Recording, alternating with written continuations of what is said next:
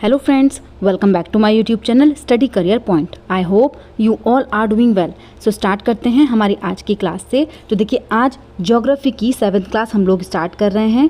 देखिए ज्योग्राफी की 7th class यहाँ पर करेंगे। फर्स्ट चैप्टर हम लोग यहाँ पर करने वाले हैं पर्यावरण। देखिए 6th क्लास मैंने आप लोगों की कंप्लीट करा दी है, जिसमें 8th चैप्टर तक था। 8th चैप्टर तक मैं आपकी ये क्लास कंप्लीट करा चुकी हूँ। तो जिन बच्चों ने ये क्लासेस नहीं देखी है वो इन क्लासेस को भी ज़रूर देखें। काफ़ी अच्छे नोट्स आप लोगों के लिए तैयार किए जा रहे हैं।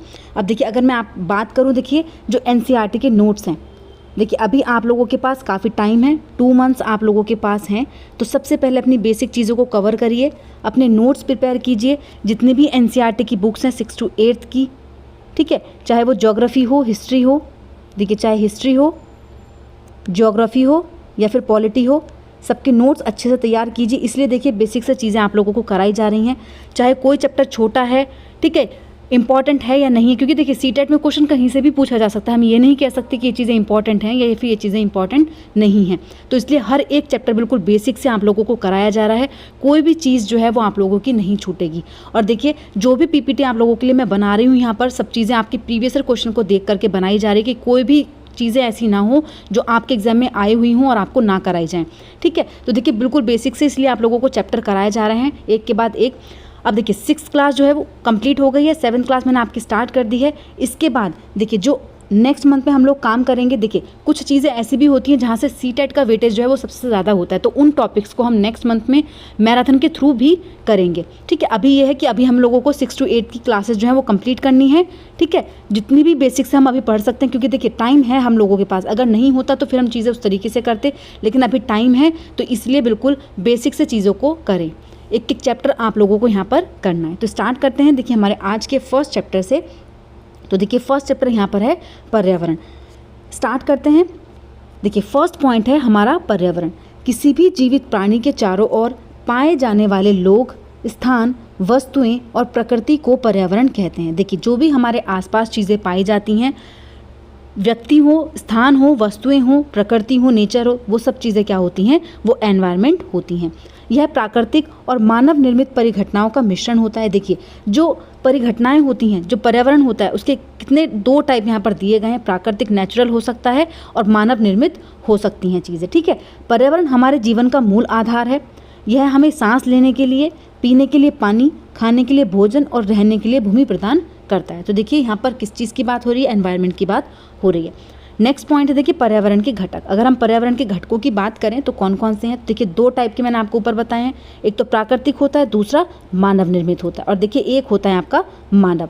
अब देखिए प्राकृतिक की अगर हम बात करें तो प्राकृतिक में क्या क्या चीज़ें आएंगी आपकी, स्थल मंडल आएगा, जल मंडल आएगा, वायुमंडल आएगा, स्थल मंडल आएगा, इसके अलावा जैव मंडल आता है।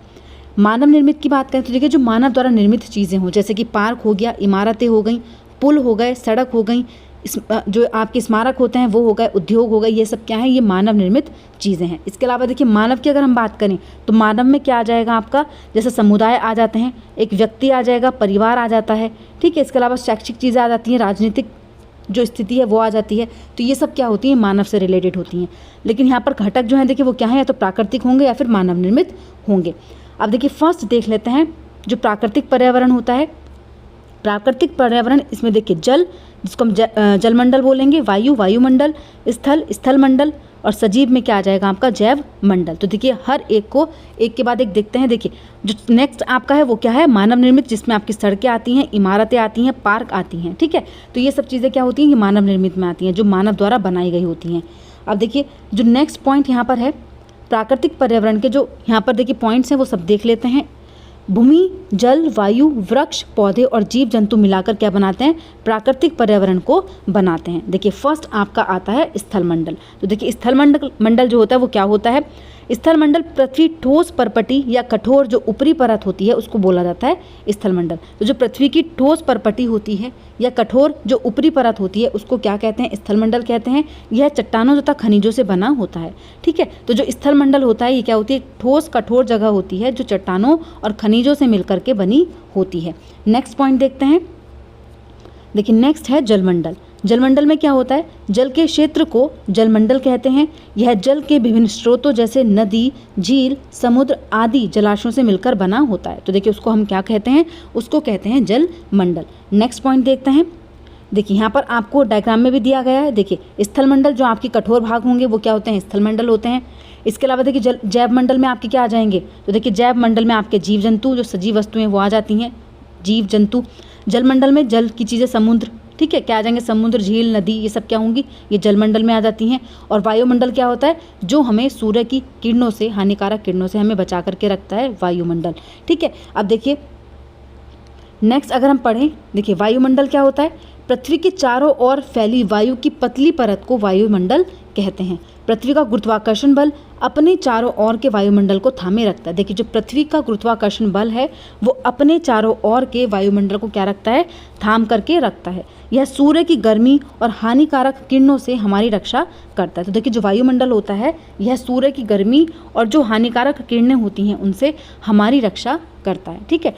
नेक्स्ट पॉइंट की अगर हम बात करें, देखिए जैव मंडल, जैव मंडल में क्या चीज़ें आती हैं, तो देखिए जो भी आपकी पादप, जीव जंतु मिलकर क्या बनाते हैं, जैव मंडल बनाते हैं। यह सजीव संसार का निर्माण करते हैं।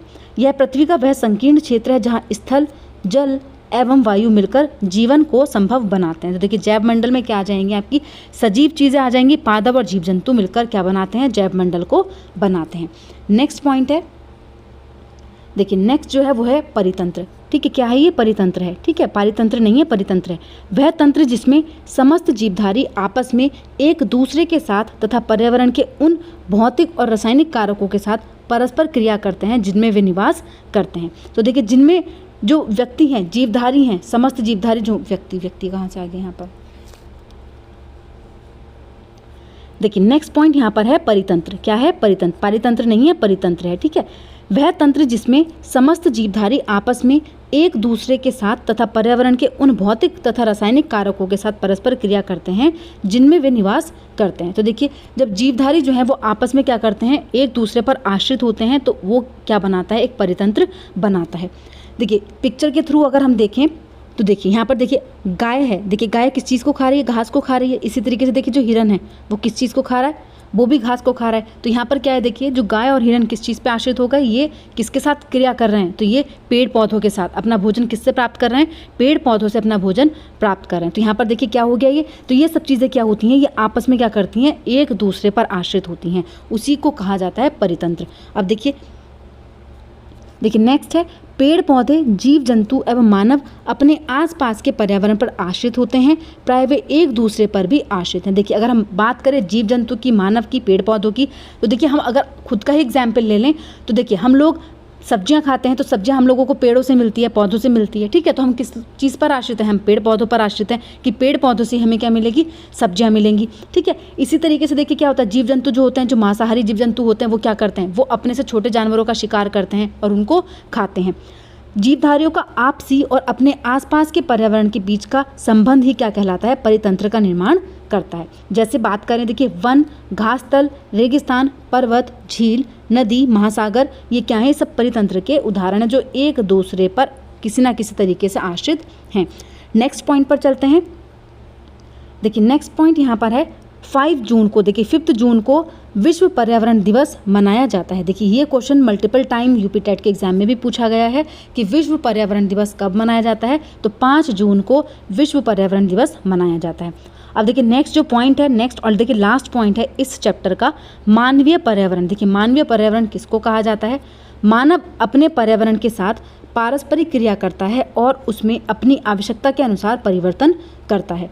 प्रारंभिक मानव ने खुद को प्रकृति के अनुरूप बना लिया था, इसलिए देखिए जो पहले लोग थे वो क्या करते थे, वो जो चीज़ें होती थी एनवायरनमेंट में उन्हीं से अपना काम चला लेते थे। लेकिन आजकल लोग क्या कर रहे हैं कि जो पर्यावरण है उसमें क्या कर रहे हैं, अपनी आवश्यकता के अनुसार परिवर्तन कर रहे हैं, क्या कर रहे हैं, अपनी आवश्यकता के अनुसार उसमें चेंजेस कर रहे हैं, ठीक है। तो देखिए समय के साथ क्या हो रहा है, कहीं आवश्यकताएं बढ़ रही हैं और मानव ने पर्यावरण के उपयोग और उसमें परिवर्तन करने के तरीके भी सीख लिए हैं। तो देखिए आजकल क्या हो रहा है कि चीज़ें बहुत तेज़ी से बढ़ रही हैं, इसलिए कुछ चीज़ें ऐसी होती हैं जिनकी हमें आवश्यकता भी पड़ती है, तो लोग क्या कर रहे हैं कि पर्यावरण के साथ छेड़छाड़ कर रहे हैं। तो देखिए उसी वजह से आपने देखा होगा गर्मी भी बहुत ज़्यादा बढ़ रही है, सर्दियाँ कम होती जा रही हैं, वन काटे जा रहे हैं, तो इसीलिए क्या हो रहा है आपका, देखिए वन काटे जा रहे हैं और जो जीव जंतु हैं वो क्या हो रहे हैं, ख़त्म हो रहे हैं, लुप्त हो रही हैं प्रजातियाँ, इसी वजह से। क्योंकि देखिए जो पर्यावरण है हमारे एनवायरनमेंट के साथ, अगर आप किसी भी चीज़ के साथ खिलवाड़ करते हैं, छेड़छाड़ करते हैं, तो वो चीज़ें क्या होती हैं, कहीं ना कहीं हम लोगों को हानिकारक होती हैं, ठीक। ठीक है, तो ये बात हो गई आपकी मानवीय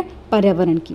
ठीक है, देखिए कुछ क्वेश्चंस भी आप लोगों के लिए हैं, एक दो क्वेश्चन हैं जो मैं यहाँ पर लेकर के आई हूँ, जो प्रीवियस के क्वेश्चन में भी आपका यहाँ से पूछा गया क्वेश्चन है। देखिए फर्स्ट क्वेश्चन यहाँ पर देख लेते हैं, प्राकृतिक वनस्पति और वन्य जीवन हमें कहाँ मिलते हैं। तो देखिए जो प्राकृतिक वनस्पति है और वन्य जीवन है वो हमें कहाँ पर मिलते हैं, तो वो मिलते हैं जैव मंडल में। ऑप्शन नंबर 4 जो होगा वो यहाँ पर आपका सही हो जाएगा। नेक्स्ट क्वेश्चन देखते हैं। देखिए सीटेट में आया हुआ क्वेश्चन था ये। देखिए पारितंत्र में ऊर्जा का प्राथमिक स्रोत कौन सा है। तो देखिए जो परितंत्र है उसमें ऊर्जा का जो प्राथमिक स्रोत है वो क्या होता है, तो वो होता है सूर्य का प्रकाश। ठीक है, जो प्राइमरी होता है वो क्या होता है, वो होता है सूर्य का प्रकाश। नेक्स्ट क्वेश्चन है,